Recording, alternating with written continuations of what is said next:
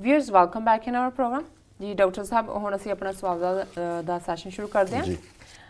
ਅੱਜ 25 ਸਤੰਬਰ 2013 10 असू नानकशाही संमत 545 ਦਾ ਦਿਨ ਹੈ ਤੇ ਤੁਸੀਂ ਸਾਡੇ ਦਰਸ਼ਕਾਂ ਨੂੰ ਦੱਸੋ ਅੱਜ ਦੇ ਦਿਨ ਦੀ ਕੀ ਇਤਿਹਾਸਕ ਅਹਿਮੀਅਤ ਹੈ। ਦੇਖੋ ਸਿੱਖ ਇਤਿਹਾਸ ਦੇ ਹਵਾਲੇ ਨਾਲ 25 ਸਤੰਬਰ 1984 ਨੂੰ ਸ਼੍ਰੀ ਹਰਮੰਦਰ ਸਾਹਿਬ ਕੰਪਲੈਕਸ ਦਾ ਕੰਟਰੋਲ ਜਿਹੜਾ ਹੈ ਉਹ ਸ਼੍ਰੋਮਣੀ ਗੁਰਦੁਆਰਾ ਪ੍ਰਬੰਧਕ ਕਮੇਟੀ ਨੂੰ ਫੌਜ ਨੇ ਦਿੱਤਾ ਹੈ ਜੀ।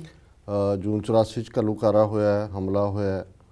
ਇੱਕ ਉਹ ਵੀ ਪੀਰੀਅਡ ਸੀ ਕਿ ਇਹ ਗੱਲ ਇੰਦਰਾ ਗਾਂਧੀ ਨੇ ਲਗਭਗ ਫੈਸਲਾ ਲੈ ਲਿਆ ਸੀ ਕਿ ਵੀ ਸਾਰੇ ਸ਼੍ਰੋਮਣੀ ਕਮੇਟੀ ਨੂੰ ਤੋੜ ਕੇ ਜੀ ਤੇ ਇੱਕ ਸਰਕਾਰੀ ਪਿੱਠੂਆਂ ਦਾ ਗੁਰਦੁਆਰਾ ਬੋਰਡ ਬਣਾ ਦਿਓ ਜੀ ਜੀ ਔਰ ਉਹਦੇ ਥੱਲੇ ਜਿਹੜਾ ਇਹਨਾਂ ਤੋਂ ਹਮੇਸ਼ਾ ਲਈ ਜਿਹੜੀ ਹੈ ਇਹ ਗੱਲ ਖੋਲੋ ਜੀ। ਫਿਰ ਪਤਾ ਨਹੀਂ ਉਹਨੂੰ ਕਿਹਨੇ ਐਡਵਾਈਸ ਕੀਤਾ, ਹਾਲਾਂ ਸੁਣਦੀ ਤਾਂ ਨਹੀਂ ਸੀ ਕਿਸੇ ਦੀ ਵੀ, ਉਹ ਤਾਂ ਏਜੰਸੀਆਂ ਦੇ ਲਈ ਜਿਹੜਾ ਉਹਨਾਂ ਦੇ ਏਜੰਡੇ ਤੇ ਕੰਮ ਕਰਦੀ ਸੀ ਜੀ ਕਿ ਉਹਨਾਂ ਨੇ ਕਿਸੇ ਨੇ ਉਹਦੇ ਖਾਨੇ 'ਚ ਗੱਲ ਪਾਈ ਕਿ ਵੀ ਇਹਦੇ ਨਾਲ ਜਿਹੜਾ ਇਹ ਤਾਂ ਬੜਾ ਇਤਿਹਾਸਕ ਹੈ 1925 'ਚ ਕੁਰਬਾਨੀਆਂ ਦੇ ਨਾਲ ਸਿੱਖਾਂ ਨੇ ਬਣਾਇਆ ਵੀ ਆਲਰੇਡੀ ਤੂੰ ਬਹੁਤ ਵੱਡਾ ਗੁਨਾਹ ਕਰ ਚੁੱਕੀ ਹੈ ਹਮਲਾ ਕਰਕੇ, ਇਹਨੂੰ ਆਪ ਜੇ ਸਿੱਧੇ ਤੌਰ 'ਤੇ ਤੋੜ ਕੇ ਸਿੱਖਾਂ ਨਾਲ ਨਿਬੜੇਗੀ ਜੀ ਤੇ ਸਿੱਖ ਦਬਣਗੇ ਨਹੀਂ।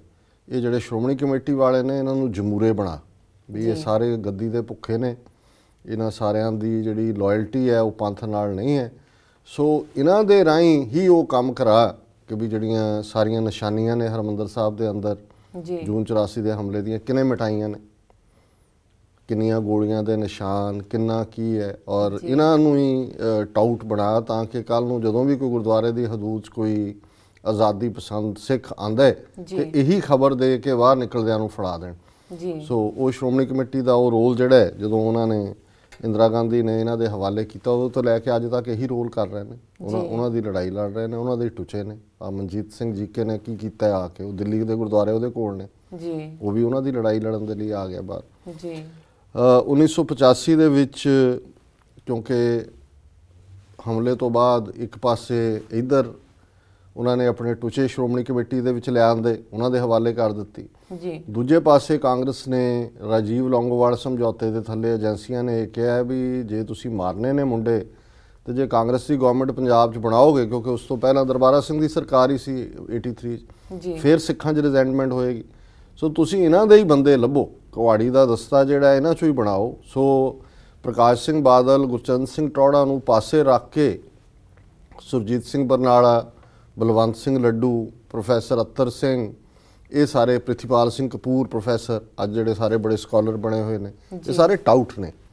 ਲੌਂਗੋਵਾਲ ਨੂੰ ਲੈ ਗਏ ਕਾਰ 'ਚ ਪਾ ਕੇ, ਉੱਥੇ ਜਾ ਕੇ ਉਹਦਾ ਅੰਗੂਠਾ ਲਵਾਤਾ ਸਮਝੌਤੇ ਤੇ ਜੀ, ਔਰ ਫਿਰ ਚੋਣਾਂ ਪੰਜਾਬ 'ਚ ਆਰਡਰ ਕਰ ਦਿੱਤੀਆਂ। ਕਾਂਗਰਸ ਨੇ ਆਪਣੇ ਕੈਂਡੀਡੇਟ ਬੜੇ ਵੀਕ ਰੱਖੇ ਜੀ ਤਾਂ ਕਿ ਮਕਸਦ ਹੀ ਇਹ ਸੀ ਕਿ ਬਰਨਾਲੇ ਨੂੰ ਚੀਫ ਮਿਨਿਸਟਰ ਬਣਾਉਣਾ। ਇਹ ਸਮਝੌਤੇ ਤੋਂ ਪਹਿਲਾਂ ਹੀ ਫੈਸਲਾ ਹੋ ਗਿਆ ਸੀ ਕਿ ਬਰਨਾਲਾ ਚੀਫ ਮਿਨਿਸਟਰ ਹੋਏਗਾ, ਕਿਉਂਕਿ ਉਹਨਾਂ ਨੂੰ ਬਾਦਲ ਔਰ ਟੌੜੇ ਤੇ ਵੀ ਇਤਬਾਰ ਨਹੀਂ ਸੀ, ਭਾਵੇਂ ਇਹਨਾਂ ਦੇ ਟਾਊਟ ਹੀ ਸੀ, ਉਹਨਾਂ ਨੂੰ ਸੀ ਵੀ ਇਹ ਥੋੜੇ ਜਿਹੇ ਫਿਰ ਵੀ ਹੈਵੀ ਵੇਟ ਨੇ।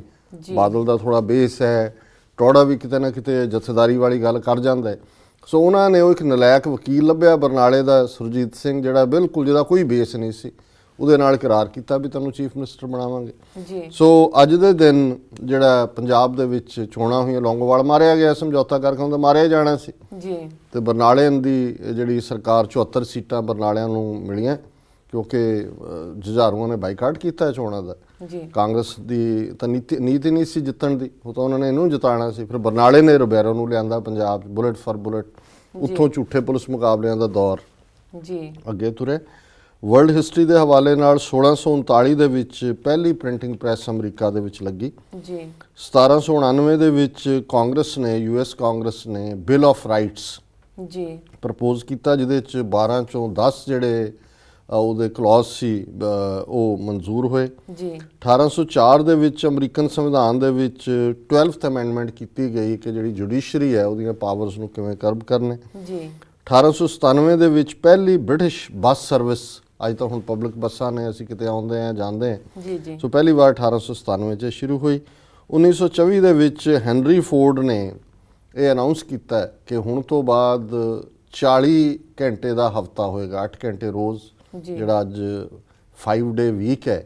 ਇਹ ਤਾਂ 70 ਦਿਨ ਕੰਮ ਕਰਦੇ ਸੀ ਮਜ਼ਦੂਰ, ਕੋਈ ਫੈਕਟਰੀਆਂ 'ਚ ਨੇ, ਕੋਈ ਕੋਲ ਮਾਈਨਸ ਨੇ। ਸੋ ਇਹ 1924 'ਚ ਹੈਨਰੀ ਫੋਰਡ ਨੇ ਕਿਹਾ ਵੀ ਨਹੀਂ, ਸਿਰਫ 40 ਘੰਟੇ ਦਾ ਵੀਕ ਹੋਏਗਾ ਵਰਕ ਦਾ, ਜਿਹੜਾ ਵੀ ਇਸ ਤੋਂ ਵਾਧੂ ਕਰਾਏਗਾ ਉਹ ਓਵਰ ਟਾਈਮ ਹੋਏਗਾ ਜੀ। 2011 ਦੇ ਵਿੱਚ ਸਾਊਦੀ ਅਰੇਬੀਆ ਨੇ ਪਹਿਲੀ ਵਾਰ ਵਿਮਨ ਔਰਤਾਂ ਨੂੰ ਵੋਟ ਦਾ ਹੱਕ ਦਿੱਤਾ ਲੋਕਲ ਜਿਹੜੀਆਂ ਮਿਊਨਿਸਪਲ ਇਲੈਕਸ਼ਨਸ ਦੇ ਵਿੱਚ। ਜੀ ਵੈਸੇ ਅਜੇ ਵੀ ਸਾਊਦੀ ਅਰੇਬੀਆ 'ਚ ਔਰਤਾਂ ਨੂੰ ਡਰਾਈਵਿੰਗ ਲਾਇਸੈਂਸ ਲੈਣ ਦਾ ਹੱਕ ਨਹੀਂ ਹੈ। ਜੀ ਸੋ ਵੈਸੇ ਸਾਊਦੀ ਅਰੇਬੀਆ ਅਮਰੀਕਾ ਦਾ ਯਾਰ ਹੈ। ਜੀ ਜੀ ਡਾਕਟਰ ਸਾਹਿਬ ਤੁਹਾਡਾ ਬਹੁਤ ਬਹੁਤ ਧੰਨਵਾਦ। ਸਾਡਾ ਪਹਿਲਾ ਸਵਾਲ ਹੈ, ਨਿਊਯਾਰਕ ਵਿੱਚ ਨਸਲੀ ਹਮਲੇ ਦਾ ਸ਼ਿਕਾਰ ਹੋਏ ਡਾਕਟਰ ਪ੍ਰਭਜੋਤ ਸਿੰਘ ਨੇ ਕਿਹਾ ਹੈ ਕਿ ਉਹ ਹਮਲਾ ਕਰਨ ਵਾਲਿਆਂ ਨੂੰ ਗੁਰਦੁਆਰਾ ਸਾਹਿਬ ਵਿਖੇ ਸੱਦਣਗੇ ਤੇ ਦੱਸਣਗੇ ਕਿ ਸਿੱਖ ਕੌਣ ਹਨ। ਜੀ ਡਾਕਟਰ ਸਾਹਿਬ ਦੇਖੋ, ਕੁਝ ਵਾਕਿਆਤ ਐਸੇ ਹੁੰਦੇ ਨੇ ਜਿਹੜੇ ਦੁਖਦਾਈ ਹੁੰਦੇ ਨੇ, ਜੀ ਪਰ ਕਈ ਵਾਰੀ ਉਸ ਦੁੱਖ ਚੋਂ ਜਿਵੇਂ ਸਿੱਖ ਉਸ ਸਥਿਤੀ ਦੇ ਨਾਲ ਡੀਲ ਕਰਦਾ ਹੈ, ਜੀ ਜੀ ਉਹ ਤੁਹਾਨੂੰ ਫਖਰ ਦਿੰਦਾ ਹੈ।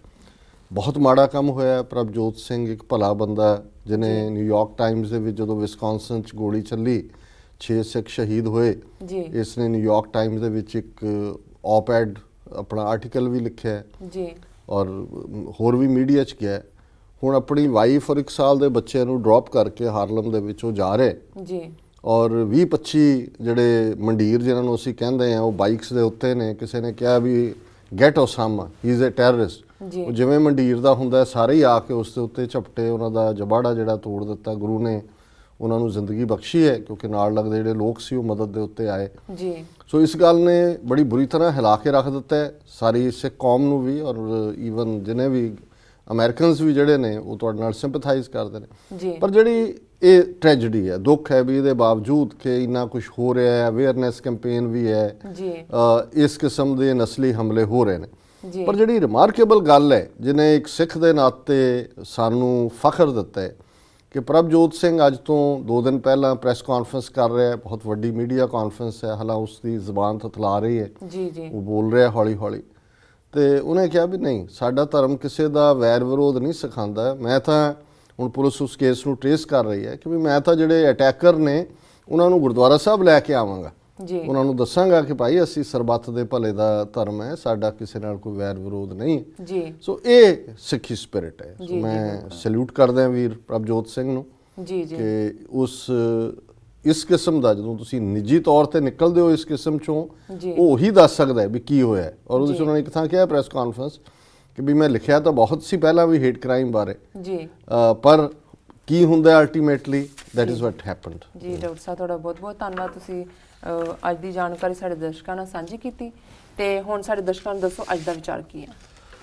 ਅੱਜ ਦੇ ਵਿਚਾਰ ਲਈ ਅਸੀਂ ਸ਼ਲੋਕ ਵਾਰਾਂ ਤੇ ਵਧੀਕ ਗੁਰੂ ਅਮਰਦਾਸ ਜੀ ਦੇ 3 ਸ਼ਲੋਕ ਚੁਣੇ ਨੇ, ਜੀ ਕਿਉਂਕਿ ਉਹਨਾਂ ਤਿੰਨਾਂ ਦਾ ਹੀ ਜਿਹੜਾ ਥਾਟ ਹੈ ਉਹ ਕੰਟੀਨਿਊਟੀ ਹੈ ਉਸ ਵਿਚਾਰ ਦੀ। ਜੀ ਨਾਨਕ ਜੈ ਜੈ ਮੈਂ ਫਿਰੋਂ ਤਹਿ ਤਹਿ ਸਾਚਾ ਸੋਏ, ਜੈ ਦੇਖਾਂ ਤੈ ਏਕ ਹੈ ਗੁਰਮੁਖ ਪ੍ਰਗਟ ਹੋਏ। ਦੁਖ ਵਿਸਾਰਣ ਸ਼ਬਦ ਹੈ ਜੇ ਮਨ ਵਸਾਏ ਕੋਏ, ਗੁਰ ਕਿਰਪਾ ਤੇ ਮਨ ਵਸੈ ਕਰਮ ਪ੍ਰਾਪਤ ਹੋਏ। ਨਾਨਕ ਹਉ ਹਉ ਕਰਤੇ ਖਪ ਮੋਏ, ਖੂਹਣ ਲਖ ਅਸੰਖ, ਸਤਿਗੁਰ ਮਿਲੇ ਸੋ ਉਭਰੇ, ਸਾਚੈ ਸ਼ਬਦ ਅਲੰਖ। ਜੀ ਹੁਣ ਪਹਿਲਾ ਸ਼ਲੋਕ ਨੰਬਰ 8 ਜਿਹੜਾ ਹੈ ਉਹਦੇ 'ਚ ਗੁਰੂ ਸਾਹਿਬ ਫਰਮਾਉਂਦੇ ਨੇ ਕਿ ਨਾਨਕ ਜੈ ਜੈ ਮੈਂ ਫਿਰੋਂ ਤਹਿ ਤਹਿ ਸਾਚਾ ਸੋਏ, ਜਹ ਦੇਖਾਂ ਤਹਿ ਏਕ ਹੈ ਗੁਰਮੁਖ ਪ੍ਰਗਟ ਹੋਏ। ਜੀ ਕਿ ਮੈਂ ਜਿੱਧਰ ਜਾਂਦਾ ਜਿੱਧਰ ਦੇਖਦਾ ਉਧਰ ਉਹ ਨਿਰੰਕਾਰ ਹੈ, ਅੰਦਰ ਵੀ ਉਹ ਹੈ, ਬਾਹਰ ਵੀ ਉਹ ਹੈ, ਤਾਰਿਆਂ 'ਚ ਵੀ, ਸਿਆਰਿਆਂ 'ਚ ਵੀ, ਫੈਲੋ ਹਿਊਮਨ ਬੀਇੰਗਸ 'ਚ ਵੀ, ਜਾਨਵਰਾਂ 'ਚ ਵੀ, ਪਲਾਂਟਸ 'ਚ ਵੀ। ਜੀ ਔਰ ਇਸੇ ਲਈ ਜਦੋਂ ਗੁਰੂ ਅਰਜਨ ਸਾਹਿਬ ਉਸ ਅਰਦਾਸ ਰੂਪ ਦੇ ਵਿੱਚ ਆਉਂਦੇ ਨੇ ਤੇ ਉਹਨਾਂ ਨੂੰ ਸਾਰੇ ਹੀ ਨਿਰੰਕਾਰ ਦੀ ਬੰਦਗੀ ਕਰਦੇ, ਨਿਰੰਕਾਰ ਦੇ ਅੱਗੇ ਆਜ਼ਜ਼ੀ ਦੇ ਨਾਲ ਬੰਦਨਾ ਕਰਦੇ, ਅਰਦਾਸ ਕਰਦੇ ਨਜ਼ਰ ਆਉਂਦੇ ਨੇ। ਜੀ ਜੰਤ ਸਭ ਸ਼ਰਨ ਤੁਮਾਰੀ, ਸਰਬ ਚਿੰਤ ਤੁਧ ਪਾਸੇ, ਜੀ ਜੋ ਤੁਧ ਭਾਵੈ ਸੋਈ ਚੰਗਾ, ਇੱਕ ਨਾਨਕ ਕੀ ਅਰਦਾਸ ਕਿ ਸਾਰੇ ਜੀ ਜਨ ਤੇਰੇ ਨੇ। ਜੀ ਔਰ ਇਹੀ ਭਾਵ ਜਿਹੜਾ ਹੈ ਗੁਰੂ ਅਮਰਦਾਸ ਜੀ ਫਰਮਾਉਂਦੇ ਨੇ ਕਿ ਮੈਂ ਜਿੱਧਰ ਦੇਖਦਾ ਉੱਥੇ ਮੈਨੂੰ ਉਸ ਵਾਹਿਗੁਰੂ ਦਾ ਦੀਦਾਰ ਹੁੰਦਾ ਹੈ। ਉਸ ਤੋਂ ਬਿਨਾਂ ਸਭ ਗੋਬਿੰਦ ਹੈ, ਜੀ ਗੋਬਿੰਦ ਬਿਨ ਨਹੀਂ ਕੋਏ, ਜੀ ਹੋਰ ਤਾਂ ਹੈ ਹੀ ਨਹੀਂ। ਜਤ ਦੇਖਾਂ ਤਤ ਤੂੰ, ਜਿੱਥੇ ਮੈਂ ਦੇਖਣਾ ਉੱਥੇ ਤੂੰ ਹੈ। ਜੀ ਜੀ ਔਰ ਦੂਸਰਾ ਸ਼ਲੋਕ ਔਰ ਇਸ 'ਚ ਉਹਨਾਂ ਨੇ ਕਿਹਾ ਜੈ ਦੇਖਾਂ ਤਾਂ ਏਕ ਹੈ ਗੁਰਮੁਖ ਪ੍ਰਗਟ ਹੋਏ। ਜੀ ਪਰ ਇਸ ਗੱਲ ਦੀ ਰੀਅਲਾਈਜੇਸ਼ਨ ਦੇ ਲਈ ਕਿ ਹਰ ਥਾਂ ਉਹ ਨਿਰੰਕਾਰ ਵਸਦਾ ਹੈ, ਵਿਸਰ ਗਈ ਸਭ ਤਾਤ ਪਰਾਈ, ਜਬ ਤੇ ਸਾਧ ਸੰਗਤ ਮੋਹਿ ਪਾਈ, ਨਾ ਕੋ ਵੈਰੀ ਨਹੀਂ ਬੇਗਾਨਾ, ਸਗਲ ਸੰਗ ਹਮਕੋ ਬਨ ਆਈ। ਹੁਣ ਇਸ ਦੇ ਲਈ ਜਿਹੜੀ ਜ਼ਰੂਰਤ ਹੈ, ਲੋੜ ਹੈ, ਗੁਰਮੁਖ ਪ੍ਰਗਟ ਹੋਏ। ਉਹ ਇੱਕ ਗੁਰਮੁਖ ਜਿਹਨੇ ਰੱਬ ਵੱਲ ਆਪਣਾ ਮੂੰਹ ਕੀਤਾ ਹੈ, ਗੁਰੂ ਨੂੰ ਆਪਣਾ ਆਪਾ ਦਿੱਤਾ ਹੈ, ਉਸ ਦੇ ਉੱਤੇ ਨਿਰੰਕਾਰ ਉਹ ਬਲੈਸਿੰਗ ਕਰਦੇ ਨੇ। ਤੇ ਉਸ ਤੋਂ ਅਗਲਾ ਸ਼ਲੋਕ ਹੈ, ਦੁਖ ਵਿਸਾਰਣ ਸ਼ਬਦ ਹੈ। ਹੁਣ ਗੁਰਮੁਖ ਦੇ ਉੱਤੇ ਨਿਰੰਕਾਰ ਦੀ ਕਿਰਪਾ ਹੋਈ ਤੇ ਗੁਰਮੁਖ ਨੂੰ ਕੀ ਮਿਲਿਆ? ਉਸ ਨੂੰ ਨਿਰੰਕਾਰ ਨੇ ਆਪਣਾ ਨਾਮ ਦਿੱਤਾ, ਆਪਣੇ ਪਿਆਰ ਦਾ ਸ਼ਬਦ ਦਿੱਤਾ ਹੈ।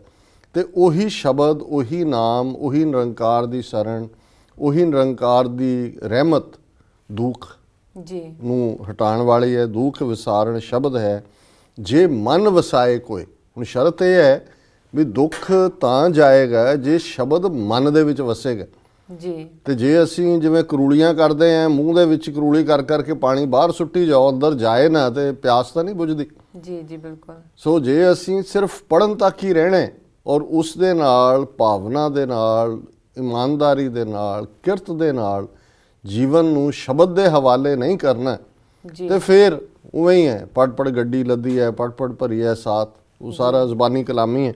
ਸੋ ਗੁਰੂ ਸਾਹਿਬ ਫਰਮਾਉਂਦੇ ਨੇ, ਦੁਖ ਵਿਸਾਰਣ ਸ਼ਬਦ ਹੈ, ਜੇ ਮਨ ਵਸਾਏ ਕੋਏ, ਗੁਰ ਕਿਰਪਾ ਤੇ ਮਨ ਵਸੈ, ਕਰਮ ਪ੍ਰਾਪਤ ਹੋਏ। ਹੁਣ ਇਹ ਕਰਮ ਪੰਜਾਬੀ ਵਾਲਾ ਕਰਮ ਨਹੀਂ ਹੈ ਜਿਹੜੇ ਅਸੀਂ ਐਕਸ਼ਨ ਨੂੰ ਕਹਿੰਦੇ ਹਾਂ। ਇਹ ਕਰਮ ਫਾਰਸੀ ਦਾ ਸ਼ਬਦ ਹੈ ਜਿਸ ਦਾ ਮਤਲਬ ਹੈ ਬਖਸ਼ਿਸ਼, ਰਹਿਮਤ, ਗ੍ਰੇਸ।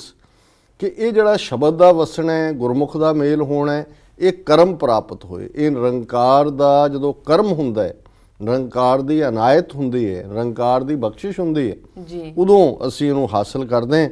ਔਰ ਫਾਈਨਲ ਸ਼ਲੋਕ ਹੈ, ਨਾਨਕ ਹਉ ਹਉ ਕਰਤੇ ਖਪ ਮੂਏ, ਖੂਹਣ ਲੱਖ ਅਸੰਖ। ਵੀ ਦੁਨੀਆ ਦੇ ਵਿੱਚ ਵਰਤਾਰਾ ਕੀ ਹੈ? ਹਉ ਹਉ, ਮੈਂ ਜੀ। ਕੋਈ ਮੇਰੇ ਜਿੰਨਾ ਧਨੀ ਨਹੀਂ, ਕੋਈ ਮੇਰੇ ਜਿੰਨਾ ਸੋਹਣਾ ਨਹੀਂ, ਕੋਈ ਮੇਰੇ ਜਿੰਨਾ ਕਿਸੇ ਕੋਲ ਸੋਹਣਾ ਘਰ ਨਹੀਂ। ਮੈਂ ਦੇਖੋ 10 ਸਾਲਾਂ ਦੇ ਵਿੱਚ ਕਿੱਥੇ ਪਹੁੰਚਾ ਦਿੱਤਾ, ਮੇਰਾ ਟੱਬਰ ਕਿੱਥੇ ਹੈ, ਮੇਰਾ ਚੁਬਾਰੇ ਵਾਲਾ ਘਰ ਪਿੰਡ 'ਚ ਬਣ ਗਿਆ ਜੀ। ਹੁਣ ਇਹ ਕੀ ਹੈ ਸਾਰਾ? ਮੇਰੇ ਵਰਗਾ ਵਿਦਵਾਨ ਕੋਈ ਨਹੀਂ, ਜਿੰਨੀ ਬਾਣੀ ਮੈਨੂੰ ਆਉਂਦੀ ਹੈ ਉਨੀ ਕਿਸੇ ਨੂੰ ਵੀ ਨਹੀਂ ਆਉਂਦੀ। ਮੇਰਾ ਵਰਗਾ ਕਥਾਵਾਚਕ ਕੋਈ ਨਹੀਂ ਜੀ। ਹੁਣ ਇਹ ਸਾਰੀ ਹਉ ਹੈ, ਹਉਮੈ ਦੀ ਗੱਲ ਹੈ। ਇਹ ਸਾਰੇ ਸਮਾਨ ਈਗੋ ਨੂੰ ਵਧਾਉਂਦੇ ਨੇ, ਹਉਮੈ ਨੂੰ ਵਧਾਉਂਦੇ ਨੇ।